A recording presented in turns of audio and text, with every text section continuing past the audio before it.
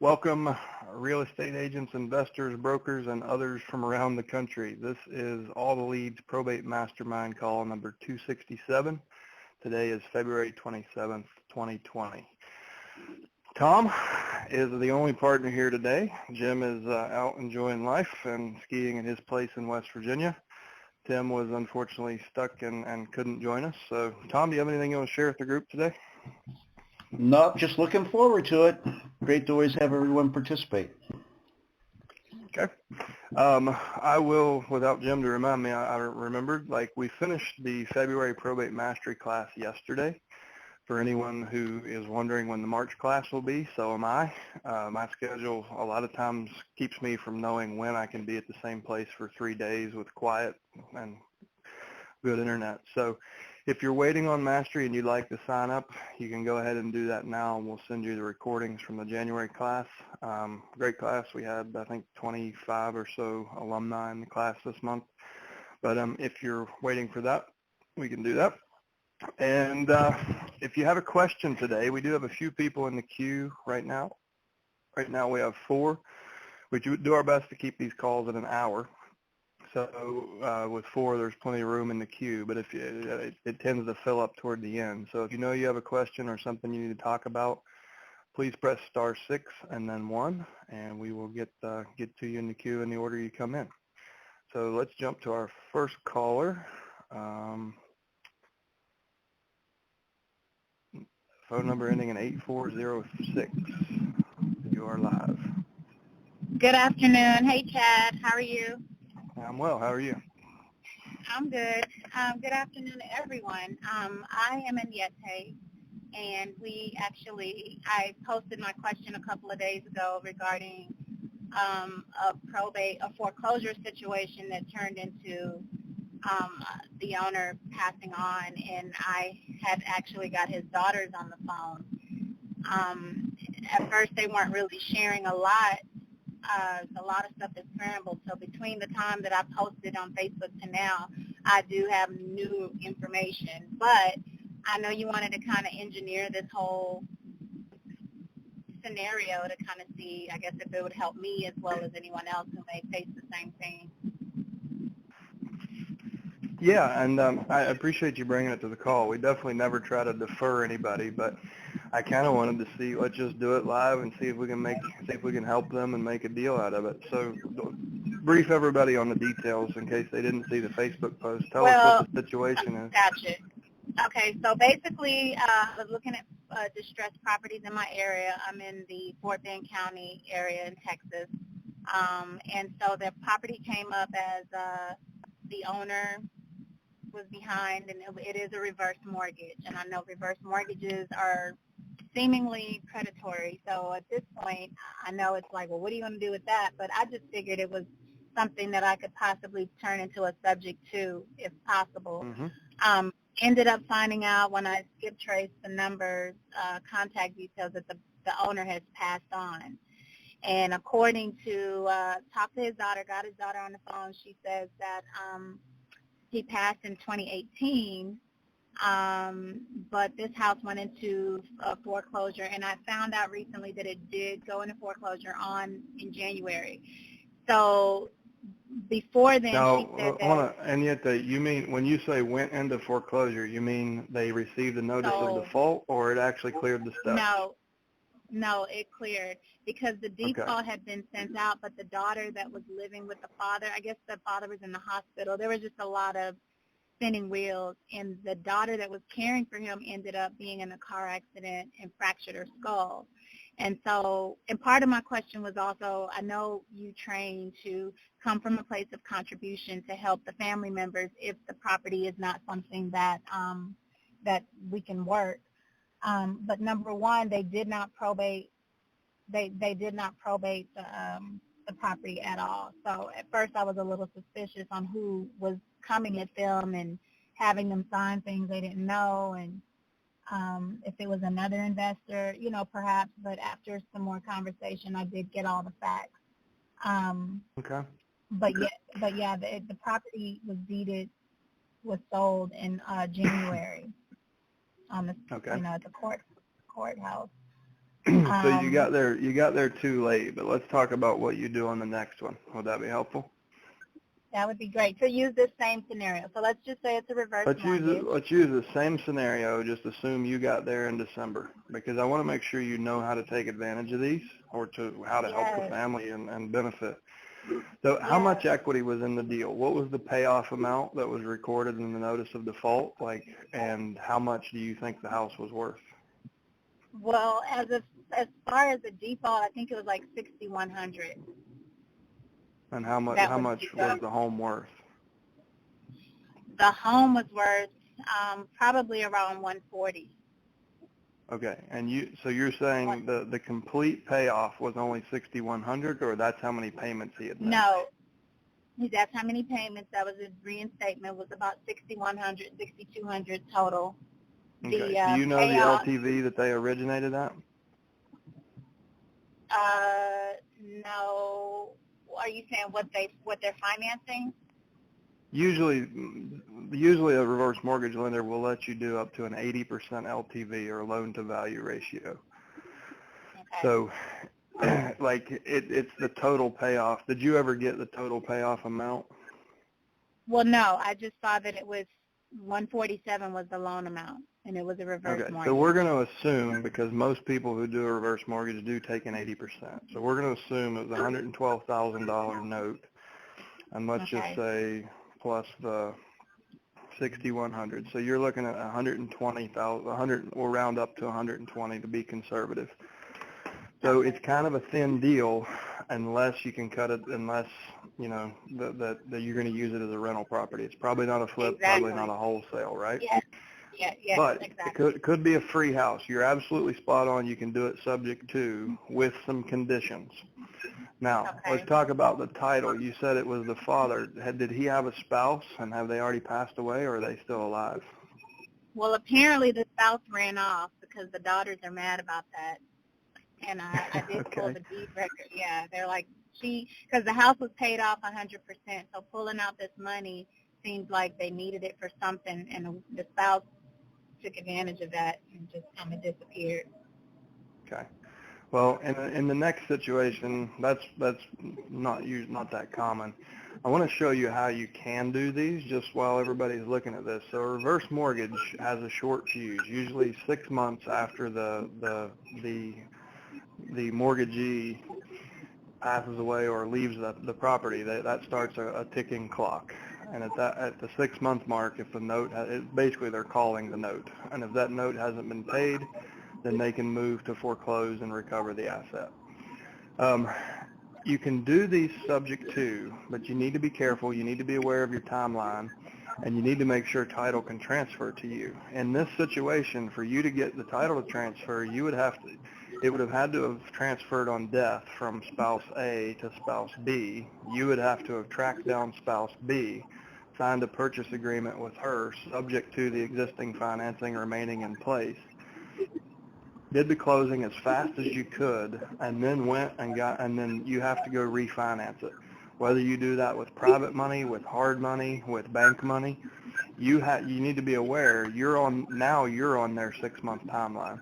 So you're buying that as a liability until you get it refinanced. But you can gain control of the asset and buy yourself some time to get refinanced using bank financing, and then originate an 80 LTV. My suggestion would be with a community bank as a commercial loan, and then lease it back to the family members who are living there.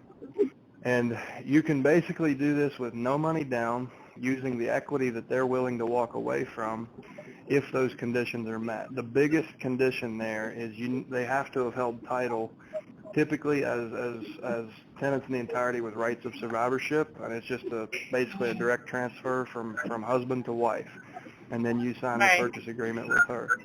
So in a perfect scenario, you would have discovered this in December. You would have seen that there's $20,000 in equity. Even though that they had already had that note to pay off, you would have found the wife, signed a subject to purchase agreement, got it under your control, and then went and refinanced it, and maybe leased it back to them, maybe put another tenant in there, and you got a free rental property that in 30 years will be paid off and will gain equity at the same time. So that's how you could could have done it. And I didn't want to explain all that on Facebook. I wanted to do it here where you could ask questions. Absolutely. Okay. Can I ask a question? In the event that the spouse nothing can go forward without the spouse, correct? Because originally there was no, and I guess it's based off of my resources, but I had no clue that there even was a spouse until I got access to the deed. So I guess maybe researching the deed firsthand or first off, because nothing showed that there was a spouse. Yeah, if you can go do like preliminary title on your own, just look up if you can actually put eyes on the deed and see who was on title and how title was held is important. Because if they're tenants in common, or if he didn't have her name on the deed, then you're done. All you can do is potentially initiate the probate, get them appointed as an administrator, and have the administrator beg the judge for an injunction. And on reverse mortgages, it's not uncommon. Like, you can get an injunction if the family risks losing a whole bunch of equity, but that doesn't necessarily help you as an investor. Like, you were trying to gain control of the house, and so there's the first question you have to answer is there equity? The next question is, how is title held? And then it'll be a clear path to creative financing options or a clear no. And if it's a no, then you can help them with a short sale if there's no equity, or you can, typically it's going to be such a high LTV, you wouldn't want to do a cash offer. You would refer that to a realtor as a regular listing with a pretty aggressive price, because they do have to get it closed out before the note's called, or before the foreclosure goes to the steps. Okay. I guess I'm kind of going blank here, but this is good stuff, good information. Right now they've offered, well, I don't know if we should talk about the right now because this is a dead deal, but at least I know moving forward, another scenario like this, like you're saying, is to find out who's on the title, who's on the deed, and what's what. And I did realize too, what does it mean when now on the deed, when they did the foreclosure, they did name the wife and all his children. Like, a lot of people were on there when it talked about the bank versus the family members.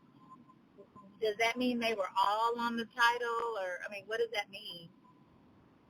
I'm not sure. Without reading the notice of trustee sale, I wouldn't know. Okay. No, that's good. Okay. Well, cool. Well, thanks for bringing that one to the table. It just sounds like you were a little bit too late. You were close on that one. I want to remind you too. I want to remind everybody, we haven't been talking about it a whole lot, but we've rolled professional coaches into our subscription. So if you ever find yourself where you think you might have a deal, you're not quite sure how to put it together, call the main number on the top of alltheleads.com website and just say, listen, I need to talk to a coach as soon as possible. I've got a deal, and assuming we can find a block, we try to buffer our calls so we can handle the unexpected. But my partner Jim has bought hundreds of houses subject to and owner finance with creative financing. I've done a ton. We're all investors, and Jim and I have been licensed. We are licensed and have been for a long time. So whether it's a brokerage deal or an investment deal, if you find yourself where you think there's a deal but you ran out of skill set, remember, we're here, and we have coaches to help you with these things. I have one more question. I appreciate that. And I have one more question. The current, like I said, contribution, the lady the daughter that's living there now, she has been denied. She's not able to, she'll be rendered homeless in the middle of month. I was trying to see, well, what could I do? And the sister, the stronger sister, has definitely been reaching out. She reached out to me this morning. She reached out to me yesterday. And my question is, would this be the appropriate scenario to bring in some sort of social worker or something that I can assist with? So this is a perfect scenario for why I tell you guys to make sure one of the spokes in your wheel or your team members is a social worker that has experience with housing. I've had to, in the middle of winter, I've had to step in and save senior citizens from becoming homeless. So, and a lot of times it's their own fault. Like they made decisions, but you know, one was a 74-year-old man, and he was a bit delusional. He thought he was gonna just sell everything for pennies on the dollar and move out and go to Nashville and cut a multi-million-dollar record deal. And he knows nobody in Nashville. And he was his own biggest problem. And I had to step in and get social workers involved. And he later he's thanked me profusely several times since.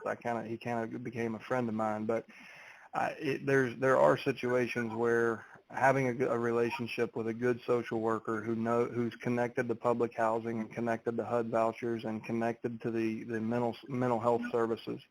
A lot of people don't know this, but a certain amount, I don't know the percentage, but a certain percentage of HUD money actually gets distributed out to mental health service companies. And like here in Roanoke, it's called Blue Ridge Behavioral Health Care. So if somebody is having mental issues, like they don't have the mental capacity to live on their own, I'll get them over to Blue Ridge because they're more efficient than social workers or the housing authority. So understanding the services in your community can really help you. And in this situation, you're basically it's all goodwill. Like you're not going to you can't directly monetize this. But the way that social worker can pay you back is when they talk to a family who needs to get a home on the market as soon as possible in order to get a family member into a long-term care facility, you should be their first phone call. And if you don't have a real estate license, you should sign up for the class today. So, I have a real estate license. Yeah, so I don't know if you've ever done a Medicaid listing, but typically they force you to list it at tax assessed value. Typically, the tax assessed value is higher than the market value on a lot of those homes in my market. So the other thing, so you go to the social worker, have them connect with Medicaid, you get the house on the market, send them the MLS sheet, then go see the tax assessor and do a BPO and say, here, this house is absolutely positively not worth $1 more than X. Can you please drop the tax assessment to help this person out? So you get the tax assessment dropped into a realistic valuation, go in, do an MLS change form, amend your listing price, send that to the social worker, and you'll have offers by the end of the day. Most real estate professionals don't ever run at this level of service. I've had to do this to get people out of really tight situations from being kicked out of nursing homes because Medicaid wouldn't pick up the bill and they had no money. But you get paid on that deal. And we're talking about a couple of phone calls. These people are going to do what they do and they don't take a commission or anything. But so a social worker can really, really help save their butts. And it's unlikely. A lot of people in that situation, they don't know what to do. They're just stuck. So sometimes you have to step up and do what's right for the people, whether they know it's the right thing or not at the time. Yeah. No, absolutely. And that's where I'm at right now, is helping the sister. Since we know that this deal is dead, at least I can still help them, move forward to help her have a place to stay. So that really helps too. Thank you. Yeah, thanks for bringing it. We've got a bunch in the queue. I appreciate you bringing it. Oh, no. Okay, guys, I just accidentally bumped the wrong button and cleared the queue. So, Scott Dance, I know you were in there, a few others. Please, if you were in the queue, please press *6 and 1, and I will try to not do that again. A delegate, Jim took this job a long time ago, and I haven't used the new user interface. So phone number ending in 8230. You're live. Hi, my name's Gary, and I just wanted to ask a couple of follow-on questions to that lady's question. So, how do you find a social worker with real estate experience? So if you just Google social services in your city, you'll probably see several listings come up. The first time I had to do it, I Googled social services Roanoke. I called and connected. I said, I need to talk to somebody, whoever in your office deals with senior citizens and Medicaid. And they connected me up with April, and she taught me everything. So it was that simple for me. It probably took me 2 or 3 minutes to find the right person. Okay. And then, and the key issue is when there's a senior citizen who's on, you know, limited income, government subsidies, or however you support, then that's when you would need to talk to them, or is it specifically Medicaid? Because I wasn't aware of the Medicaid issue that you listed. Yeah, so they deal with Medicaid too. Like it comes, a lot of times it comes, in my experience, it comes through the social workers. Talking to Medicaid is like trying to call the IRS in my experience. So I see it as a great service. The social worker she knows who to call directly and get right through to them rather than me sitting on the line for a half a day. But to answer your full question, anything to do with low income, a social worker is going. There's literally hundreds and hundreds of programs at the state level, city level, county level sometimes. There's no way you can possibly keep up with them. They change year to year depending on funding and new things being introduced. So rather than try to learn all that stuff, I just rely on knowing that I have a good relationship with a social worker. So if I have somebody who's mentally challenged, I've learned just through experience, I've learned that who the facilities are that have that same money. It's just coming through a different channel. So if I have someone who's mentally ill and they're not safe to be on their own, I'll go straight to the behavioral health care company because I know they have that money. I learned that through my local housing authority. Before I knew that, I would have gone to the housing authority or gone to a social worker, and then they would have told me about that program, and then I would have been referred over there probably. So, and what did you call that program? I didn't write it down. You said that was a what kind of program? I don't know. I honestly don't know the name for it. So the facility, the company here, it's a third-party company. It's a nonprofit, I believe. It's called Blue Ridge Behavioral Health Care. And they own some of their own housing. So they'll buy an apartment building, like they love one-bedroom apartments. And then they will actually own the apartment building, and HUD will send them the Section 8 vouchers. And they'll put people who don't need to be in nursing homes or other facilities. They can, they just need a little bit of help in life. They need some supervision. So they'll have like a 19-unit apartment building of all one bedrooms with shared common areas. And they put them in at whatever the HUD voucher comes in for a one bedroom, and that zip code is what their rent is. So they basically give them 100% rent. And typically those people are in there for decades. Like once they get in, they just stay there. It's a comfortable place to live. It's better than a nursing home and a heck of a lot cheaper for everybody. I don't know if I'm sure there's probably a name for the government program. I know the money originates from HUD, and it's essentially just like a Section 8, but it's specific for it's distributed through a different channel. Got it. And you said something, it sounded like you said when you were talking about refinancing out of that reverse mortgage, it sounded like you said something like you need to get an ADLTV, or maybe you just were using something with LTV. I didn't get. Was there a term that you used? Like yeah, ADLTV, so typically reverse mortgage lenders will go up to an 80% loan to value ratio. 80. Okay, got it. Okay, yeah, I heard that. Yeah. I just didn't. I thought there was. Okay, thank you. That's it for me. Thanks, Gary. Okay. Next up, we have a number ending in 5125. You're live. Okay. Yes. Good afternoon, everybody. My name is Faith, and ironically, I am a social worker. Oh, nice. We get to check my work now. Huh? You get to check my work now. Did I get everything right? You did. Actually, a shortcut if they're in a bigger city is to Google the Area Agency on Aging. Usually that's their actual name, but the Area Agency on Aging has really people that do nothing but answer questions about resources. So they would probably lead you, to that mental health place. But they also, for instance, if the person, let's say there's a dependent person that you need to find housing for that you mentioned earlier, maybe an older person that's been there, forever, they're 50 or 60 years old, they have never been independent. Well, there's services for that type of person. There's services if the person, was a veteran, they may be able to get them in certain housing. But it's not necessarily an easy one-step thing to just instantly get them in housing, but the social worker can help you. And if the person has been in a medical facility, for instance, dialysis, then you can also reach out to the social worker at that facility and say, listen, Joe's mom has died and we have to get housing. Sometimes they can expedite things for you. And if the person goes into the hospital, they can expedite it even faster as far as, housing and stuff. So, Yeah. Well, that's awesome. Thank you for sharing that. Sure.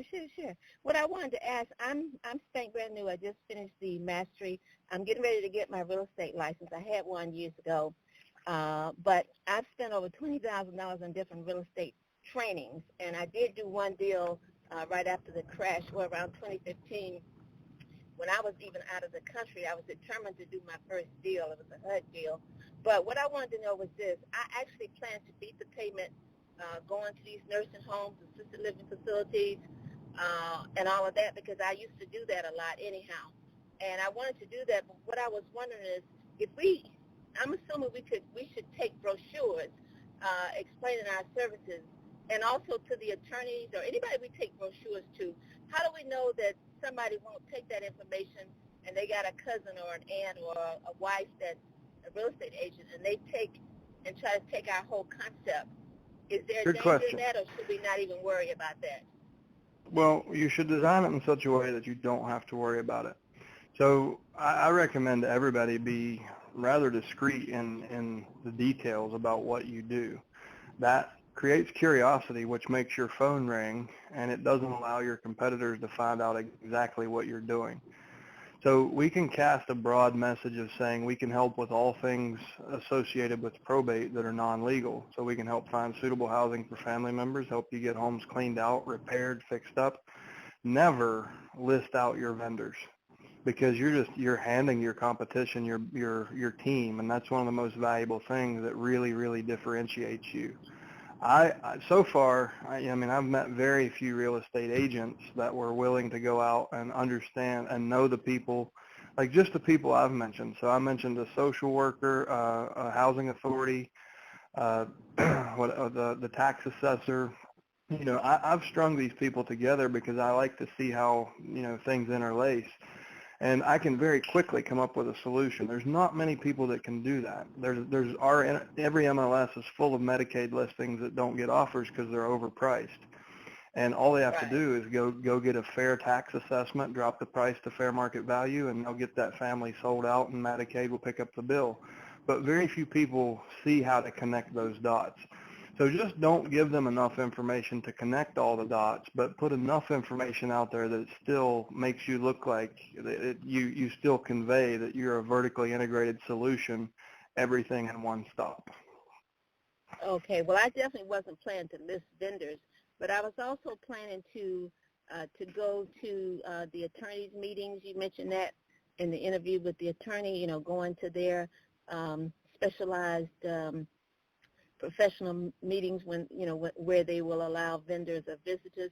And I was wondering the same thing, though. I mean, if I have a brochure that explains this, why wouldn't somebody take that concept and say, oh, I'm a new real estate agent. I'm, the wife of an attorney. I have some free time. Let me go and do these same things. Or should we just not? So for me personally, you just have to have an abundance mindset, right?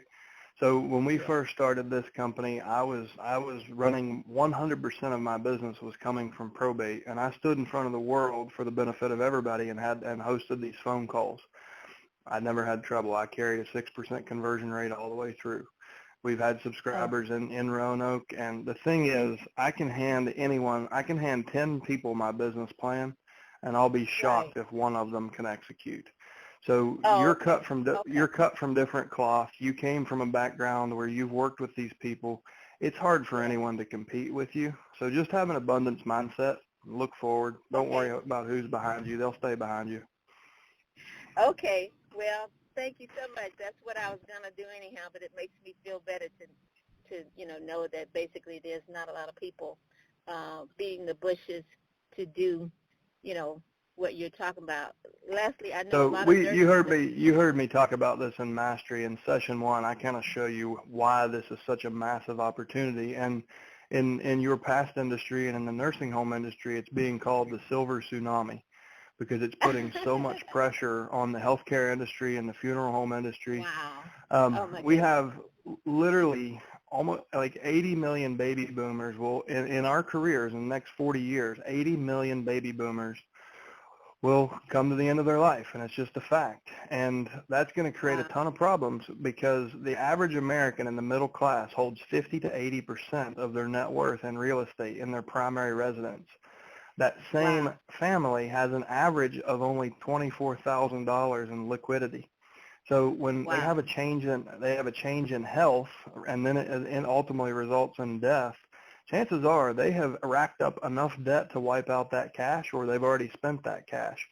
So the lack of estate planning, the lack of long-term care planning is about to come through and just wipe out literally trillions of dollars of equity are going to be wiped out because these people don't have a contingency plan. What we also know from the nursing home industry, 80% of senior citizens surveyed across the country by the industry trade groups, 80% of senior citizens plan to die in their home with no contingency plan.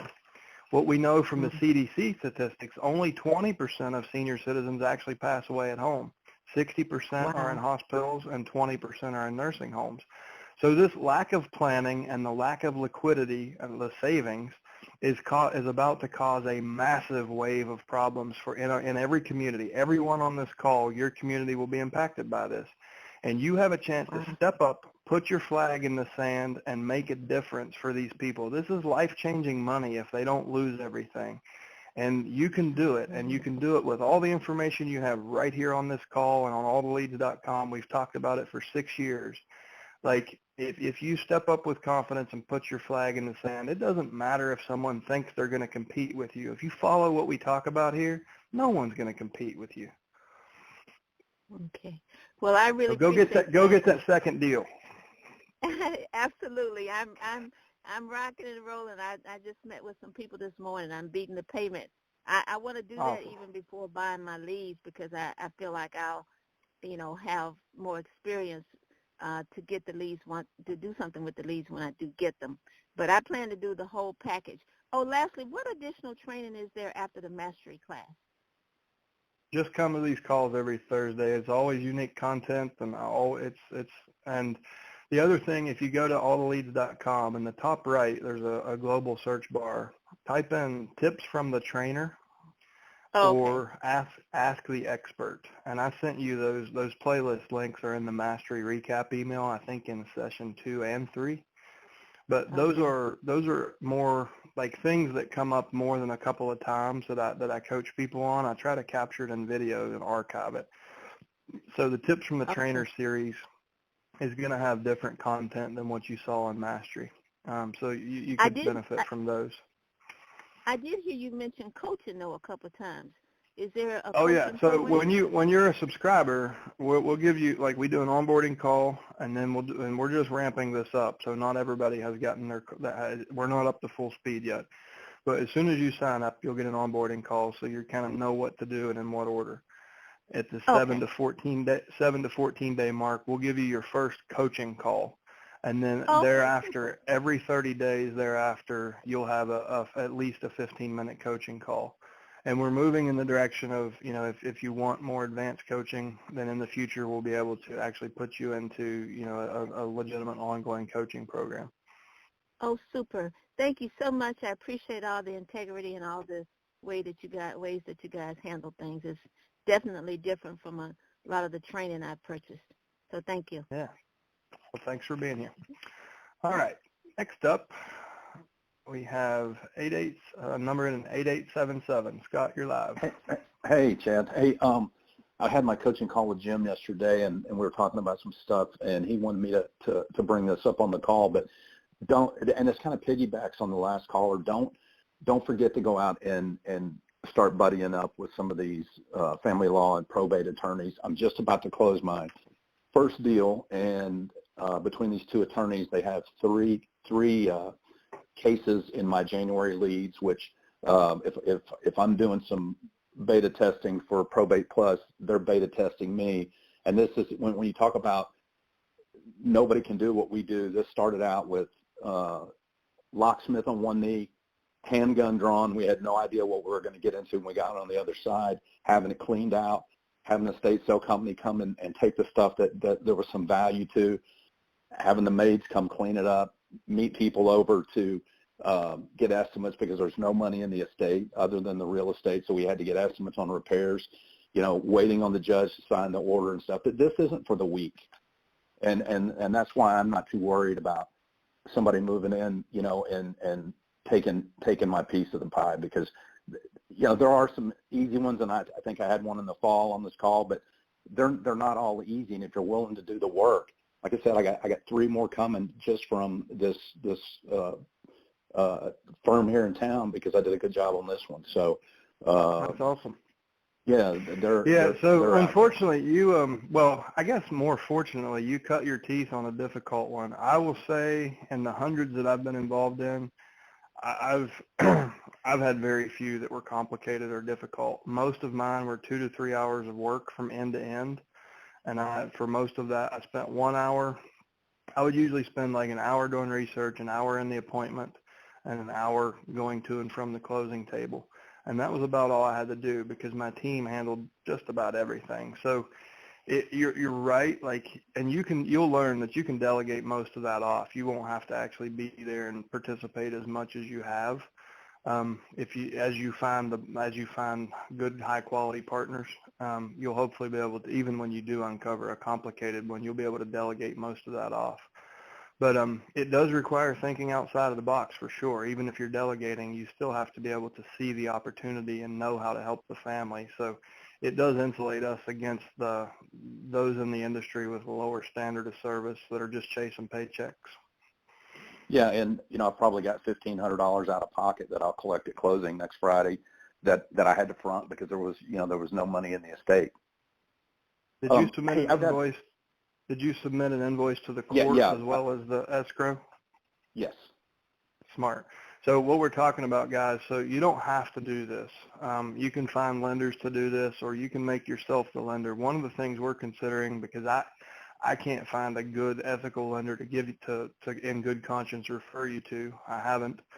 But you can step up and be the lender. So if you have to spend $20,000 to get a house secured, cleaned up, and maximize the equity, you can add a 10% premium to that, an interest payment, submit it into escrow, but also submit it to the probate attorney. So you have 2 layers of protection.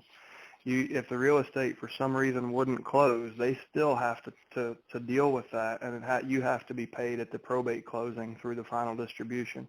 So that's what, Scott, you were smart to go do that. You gave yourself not 1 but 2 layers of protection. Now what I would say to you is don't ever take financial risk without financial reward. And it's not unreasonable for you to put a 10% interest rate on there because if they go to an estate advance company, they're going to be paying 30% interest. So it's not at all unethical to charge them interest for the risk that you took. Okay. Hey, can I ask you a quick Probate Plus question too? Sure. So I've noticed in some of these leads that basically there's no equity or they're upside down. Are we going to be able to tell going forward, like, who holds the liens? Because, for instance, I'm looking at one right now, the property's worth $280, but there's an open lien amount of $325. So we don't really know, without doing further research, if that is a first and second mortgage, or if somebody came and did a $100,000 remodel and never got paid. My question is, do I want to chase this lead further, or do I look at this with an estimated equity of 10% and say no? So it's a good question, and one of the hard things for me was, sitting with a data dictionary, looking at over 2,000 fields, deciding which ones to push through to you guys to not confuse you or give you too much data to cause analysis paralysis.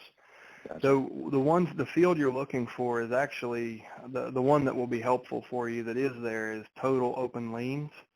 So under the mortgage tab, you'll see total open liens. Usually it's only 1, but if there was a second, that would be a 2. Yeah, so you can tell that way. We can get the lender information and push all that through. We had to look at 2,000 fields and say which 100 are the most important. So I would say right now, put that through as a feature request on the feature request form. Okay. All right. And we'll consider, but be specific and tell us why and how you would use it. And if it makes sense, if enough people are, because in the future, we're going to be, most likely, even with the ones that have no equity that are short sales, if you can get it on the market, we will negotiate the short sale for you. And Okay. you can just submit all the details with the MLS listing sheet, and we'll take it from there, and you get your full commission. We're not Okay. So we can do it on a one-off basis right now, but we can negotiate your short sales for you. Jim's wife, Pam, has a company that has done over 2,000 of those. And okay. I've done, I don't know, a dozen with her at least. So there's absolutely no reason not to push forward and do my due diligence on these that show very little equity. If you uncover it and it has negative equity, you'll get paid the same amount. We'll do the work. Okay. It's an easier deal for you. Okay, sounds good. All right. Thanks, Scott. Thank you. All right, guys. We're up. Next up, 6995. You're live. Devin Doherty, first-time caller, for brand new subscriber, and very excited about the conversation so far. First time on a call with us. Thank you very much for your heart more than anything. I can just hear in the tone of your voice and the ability for you to serve that that's what this is all about. So thank you. My background is working on the short sale side of the business. And then those all dried up here in Southern California, and now I'm moving over to this whole probate side. I say that, the couple things popped up in the dialogue for me so far, and that was not my original question, but someone mentioned, I think the first person that spoke mentioned skip tracing the calls or skip tracing the numbers. Is there a resource that is in the website or a third-party resource, or how do you initiate the skip tracing? That would be question number one. It's all done for you. So our system will take the public data. We give you up so we have one spot for the public phone number, which is almost never recorded. And then we have a proprietary augmentation that will give you 4 other phone numbers for the personal representative, and it's all rolled into your subscription. So we'll do the skip trace. We'll bring back, in 65% of the cases, we'll bring back an email. And we also include DNC and known litigant database validation. It's all automatically done for you. Yeah, so the numbers that are in the lead detail are the skip trace numbers. If those numbers aren't effective, then are you able to go back and get more, or how does that work? That means they're really good at hiding their number, or they don't have much of an online presence at all. Sometimes sometimes people are just, in this day and age, it's hard to believe, but some people still are hard to find. Yeah, for sure. And in Southern California, there's a lot of these, the DNC issues as well. So in lieu, this obviously best practice would be make the phone calls. I'm looking at a particular record with all of the stars next to all of them on DNC. Is there a ringless reach type of technology you recommend, or a text strategy, or anything else that goes and augments the actual phone calling process? So there is, but it is increasingly more risky to use these types of services. So if you're not familiar with it, you should get familiar with the TCPA, or Telephone Consumer Protection Act. More importantly, you should get familiar with how attorneys are taking advantage of that. You don't, like the FTC and the FCC are the regulating bodies, they don't really have much enforcement horsepower. Where people are getting into trouble, attorneys have realized if they can get one text message, you probably sent a lot more. So they'll take that proof of the one text message or one ringless voicemail, they'll drag you into class action lawsuit, subpoena your records, and then they'll hit you on the total number you've ever made. So just understand your risk when you're using those easy button tools. You can get around that. There's a new service. One of the companies we have referred people to, and I actually went and visited their offices in Toronto a few weeks ago just to check them out. The parent company is called Voice Logic, and they have a ringless voicemail system that they call voice casting, and it's incredibly effective. You just know that you have risk. because of this, because of the number of lawsuits being filed and the way that I just cautioned you about, they've created a whole new product to be compliant with TCPA, but to accomplish the same thing. And that product is called Voicemail Courier by VoiceLogic. Essentially, they have live callers that are they're in Mississauga, Ontario, so they have neutral accents. You might hear a boat or an A here and there, but for the most part, pretty neutral accents. A live caller will make your call for you, which, as we all know, we have like 20% pickup rates these days, right? So in those cases, 20% of the time, the live caller is going to say, hey, I've got a call from Chad. He's out on an appointment, but he asked me to play this message for you. Do you mind if I play it? 94% of people will listen to the whole message before hanging up, which is shocking, right? Like if someone calls you and says, hey, it's not my message, but I'm going to play it for you, 94% of people are staying on until they hang up. In the other 80% that don't pick up, they leave a live voicemail or they drop the recording. But because it's a live dial, it does not violate TCPA. Now, it's 80 cents per number to do this, but it's far cheaper than hiring a domestic ISA or taking the risk of using, ringless voicemail. So that's my spiel. You can assess your risk. If you feel like voice casting is too risky, then fall back to Voicemail Courier and pay a little bit more to cover your assets. Mm-hmm. Fantastic. Chad. Chad, this is Tom. I was just curious. We do have several customers that make their own decision on whether or not to call those do not call list numbers, because some feel that because the PR was designated by the courts and public documents as the person to contact for any questions or issues, that they feel it's appropriate to make those calls. And then I've had some customers also suggest that since they are not really selling, that they are pretty much positioning themselves as those probate specialists, that they're contacting the family to see if they can help them, through the process. So I don't know how you feel about that or not. Well, I agree with you. I mean, most of our subscribers and most every real estate professional in the country, as an individual practitioner, you don't have a big target on your back. So as far as a hand-dialed call, it's not that big of a deal. It's what I was cautioning against is using, using a broadcast tool like ringless voicemail or bulk texting. That pretty much leaves clear proof that you did that. But yeah, most people are, if you're an individual practitioner calling and you accidentally or even deliberately call a single DNC, as long as you apologize and tell them you won't call again, you're not going to have any liability. So to that end, I guess one additional follow-on question would be, do you recommend, given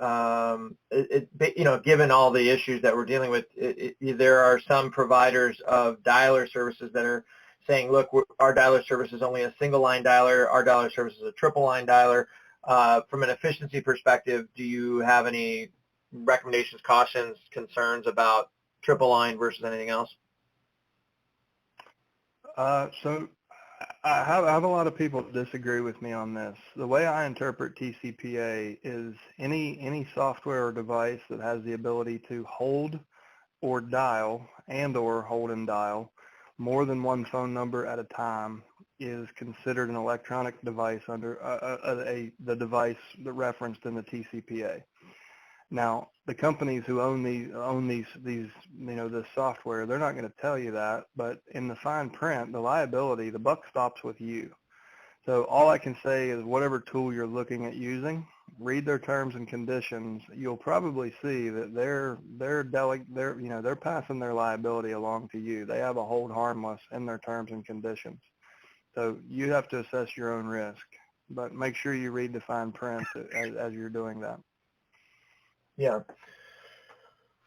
All right. Thank you for the question. We got a bunch in the queue. I'm going to move on, guys. We're probably not going to get to everybody. The queue is closed. Next up, we have Richard, phone number ending in 4512. How's it going, Chad? Good. How are you today? Well, hey, doing great. Hey, I appreciate you answering that question. I got over to you first thing this morning, but hey, everything's been going. Hey, this is the week with a beta testing, and I ran into a lot of new stuff this week that I've never ran into before, and So, but hey, can you kind of had two reverse mortgage situations this week on top of the one that, the question I asked you this morning, but what can you kind of walk us just briefly through the timelines that you've got on a reverse mortgage after the person that has the reverse mortgage dies? I mean, because is there certain timelines? Go ahead. It could vary from lender to lender, but the ones that I've dealt with had a 6-month timeline. So from the time that the mortgagee leaves the address as their primary residence, it doesn't matter if they're alive or dead. If they go into long-term care, it starts the ticking clock. So understanding the probate timeline, and this isn't anything legal, this is just what we observe as observable behavior. It's usually 2 months before a family initiates probate. From the date of death until the date of probate filing is usually it's around a median of about 2 months. Now, some are longer, some are quicker. But you can pretty much figure by the time you can look at the date of death in the court record before you call. And you can pretty much figure that house was vacant. If they filed probate 2 months ago, it was vacant for 30 days. And the lender has to prove that, but as soon as they find out and can prove it, then they'll trigger they'll call the note due within that 6-month term. So sometimes you'll get them and you'll have 6 months of runway. Other times you'll have a couple days. And you just have to look at the date of death, and typically, where they'll find out will be through the notice to creditors. So the funeral home notifies Social Security into a database, and these lenders get notified, and then they start sending their letters saying the note is due. Or they could, it could be that someone misses one payment, and then they go looking and they realize that person has. The timeline is usually, but like you heard the very first caller say, they were 2 years in and that lender hadn't foreclosed. Okay. They don't. So I think my phone cut out. They're not always that aggressive. Sometimes they will, they won't discover it until a year or two down the line, and then they'll initiate the foreclosure process. Okay, and but is there any way, because I've got one they've already 4 months has gone by, and it's kind of short to list it and get anything done. But can you get a judge to file a motion to extend it? You can. So if you go to the probate attorney, might be willing to do this or have the ability. Is there an attorney on the case? Yes. Yeah, so this is a good way for you to really show them what level of service you're providing and build that relationship with the attorney. Call and say, listen, I know I can get this family the equity they're due, but I think I might need you to file an injunction and buy me some time. Can you do that? And if he does, he just gets to bill more money to the estate. So he has an incentive. He has 2 incentives. 1, protect the family's equity, and 3 incentives, I guess. He can raise his payday because the gross amount of the estate gets higher if you get to sell the house versus lose the house. And 3, he gets to put more billable hours into the administration costs. So he's going to make more money by helping you help the family. Okay. All right. Well, that'll help me a bunch. All right. Hey, well, I appreciate it. Okay. Yeah, thanks for being here, Richard. Okay, guys, we're coming up on the hour. Next up, we've got Deb at 5908. You're live. Thanks. Hey, so I have a couple easy questions. The domain on the website, do you have any suggestions regarding, like, if it's better for it to be like one of those more or less what I would call cutesy ones, like, save your help with your problems.com, or yeah. In the interest of time, I'm gonna interrupt you. So Sure, understand, a lot of these folks are senior citizens. A lot of your traffic comes from mobile devices. So make it a simple domain that does not contain common misspellings. The other thing I would say is you don't know how big this is going to get. So you could end up helping, baby boomers in transition when they go into long-term care versus just people who have lost a family member. So saying like, denverprobate.com it sounds like it's one you probably want to own, but it's a brand that you'll outgrow. It may intimidate some people who, you have a team of people that will help a family who's in transition, even if a death hasn't occurred, right? So maybe something like denvertransition.com or denvertransitionteam.com, that's a more scalable brand that you won't outgrow no matter what. You can put in, health changes, end of life planning, probate, divorce, short sale, bankruptcy, any kind of lifestyle distress situation could be scaled underneath of a brand like that. So denvertransitionteam.com. That's my advice on choosing a URL. Okay, but, gotcha. Of the two, the single most important is make it simple and short, so they can type it in from their phone. Because what you'll find when your mail hits, if you look at Google Analytics, within an hour of the mailman running, you'll see 50 to 70% of the letters you sent out. You'll see that traffic on your website, and a lot of it comes in direct from mobile devices. So just imagine, someone in their mid-60s who just got this letter that's trying to check you out from their phone, standing there with a pile of mail, and make sure it's something that person could easily get to, and they wouldn't misspell anything. Okay, sounds good. Thank you. All right, thanks, Deb. All right, moving on. Next up, phone number ending in 5854. You're live. Yeah, hi. It's Brian Sylvester in New York. How you doing? Hey, Brian. How can we help you today? So, just been started, making my calls, been going on appointments, and wanted to ask you, what ways can we use to distinguish us from the other couple people that they're inviting on these interviews, and especially since it seems like a couple of the other people that are coming that are among consideration are also dealing with the personal property and providing some similar services. Are they brokerage or investors? No, these are all agents, brokers that are going for a listing. Okay. I try to get them there first. So this is one of the reasons that we spend a lot of time not talking about real estate in the initial conversation before we talk about real estate. If you notice, you hear me talk a lot about focusing on people and situation. And I'm basically gathering ammunition in case I need it, right, or information. So if I know that they're one of their biggest problems they keep bringing up is the old junk car in the back and not knowing what it's worth. And Andy Moss, one of our subscribers around Milwaukee, he had this come up recently. And Andy was able to show them, I think the cars ended up being worth like $53,000. And that greatly differentiated him, because what realtor has a solution to sell a 1948 Hudson? Do you? But he was willing to go pick up that skill set, connect with a guy at a hot rod shop, and understand what it's worth and get them an offer.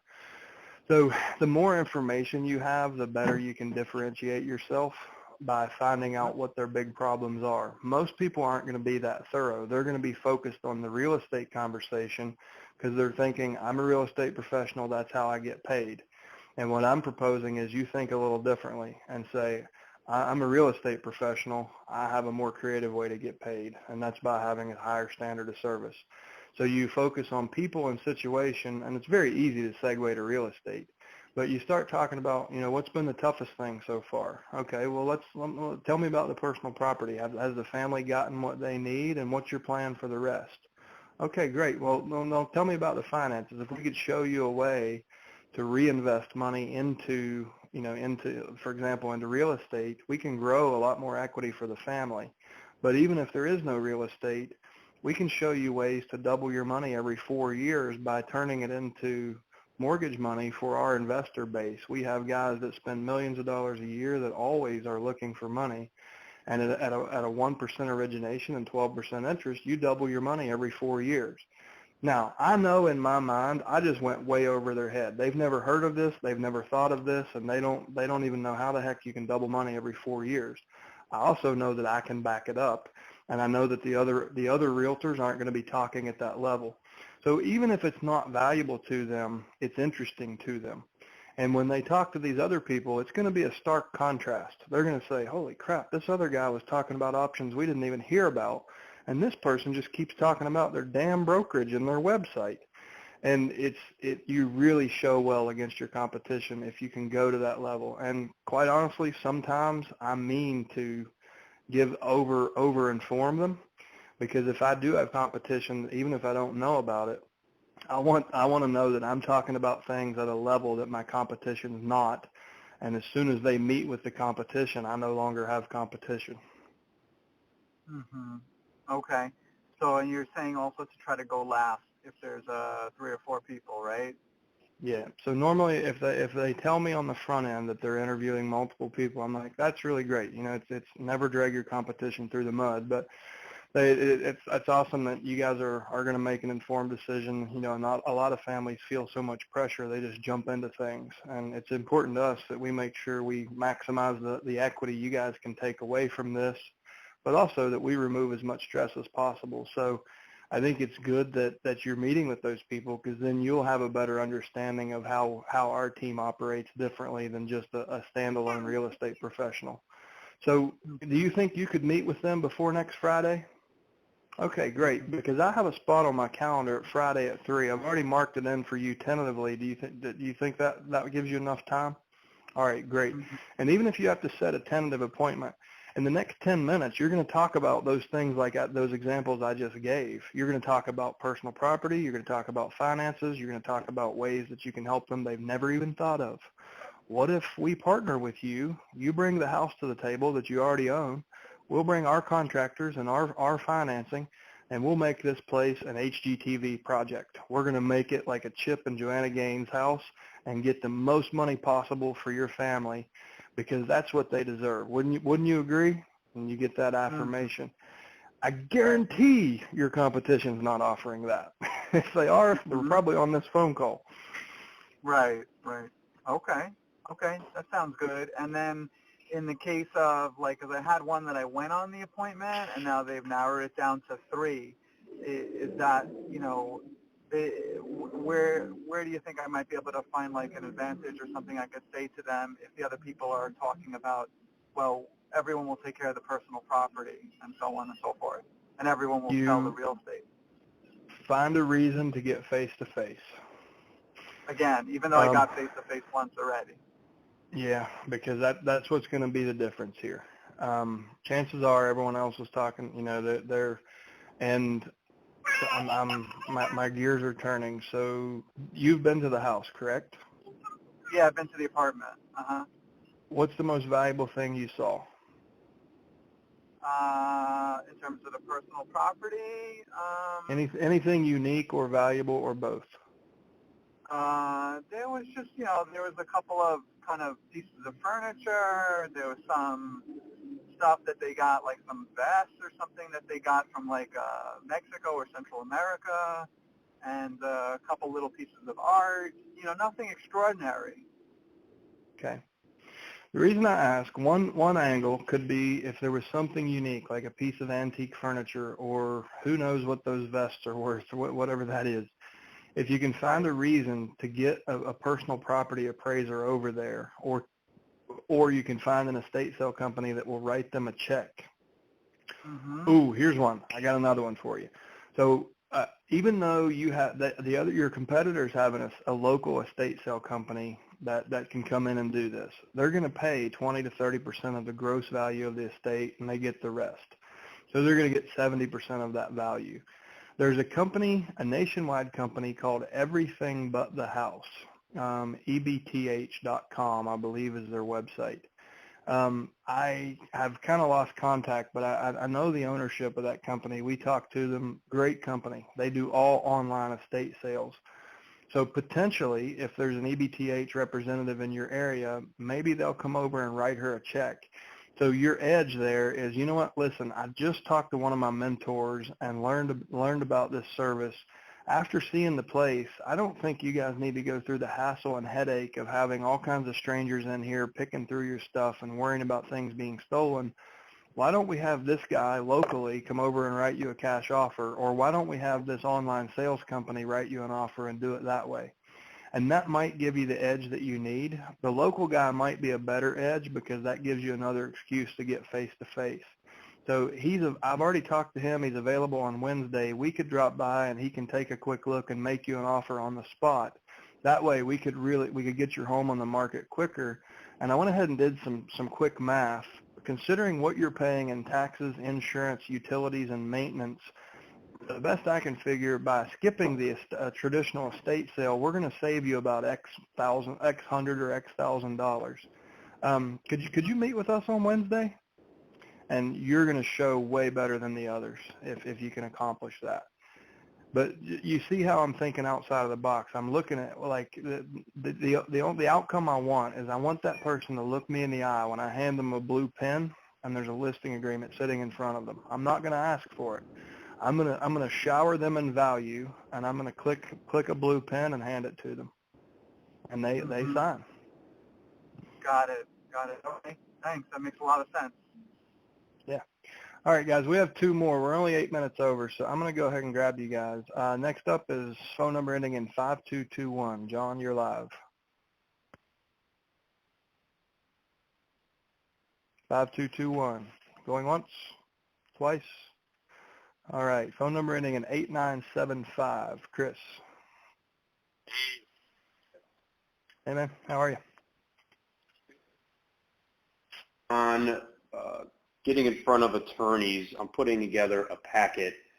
Hey, Chris, could you start over your, we didn't hear the first part of that. Could you start over, please? Sure. Can you hear me? Yeah, much better. Okay, cool. These expensive headphones. I'm looking to get in front of attorneys right now, and I'm putting together a packet, just something I can leave behind in case I don't get in front of them. I heard that caller earlier mention something about not listing vendors. Obviously, I won't be listing like physical people and names, but I am curious on kind of what that packet looks like, what you've potentially done, or some of the other folks that has worked and left a mark.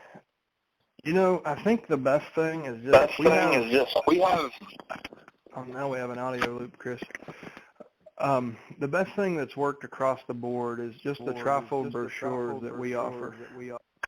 Hold on, Chris. I'm going to mute you because I'm hearing an echo. I'll unmute you when I'm done talking. So we have a trifold brochure that you can get designed and printed through our team. And that's a really good leave behind rather than a big bulky package that the attorney is going to look at and go, I don't have time for this. This is something that a lot of our folks end up leaving them in the little brochure, plexiglass brochure stands because the attorneys see a lot of value in them. So if you call the main number or email support at all the leads and ask for some brochure samples, at this point we probably have, I know for sure, dozens of samples. There's only 3 or 4. If you look under the letter and brochure samples under Mailbox Motivator and Subscriber Portal, there's a couple examples. But we have many, many other than that. So email support or call the main number and let them know you want to take a look at some sample brochures, and then make it yours. Like, you can customize it however you want. But I wouldn't spend a whole lot of time putting together a big package, because I think that's going to be counterproductive to an attorney whose time's worth $200 an hour. And you are, hopefully, yeah, you're unmuted now. Gotcha. So yeah, I mean, I was basically going to do a folder with my logo on it, 3 pages in there, and then just like a little business card in the folder area, and just something to leave behind, and nothing too drastic. I think I would still rather see you do the brochure. It's a smaller piece. You can print 100 brochures for the cost of that one really beautiful folder, like a custom printed folder. Save those for your clients. I think the brochure is going to serve you better. Okay. Okay, cool. Right. That's a great call. Okay. Awesome. All right. Thanks, Thanks Chad. a lot. Appreciate it. Well, guys, we emptied the queue. All right. So I'm going to give the famous Sullivan close. I want each of you to take something you heard here today, something that inspired you, something you learned. Go put it into action and come back next week to share your success. Thanks a lot. Make it a great day.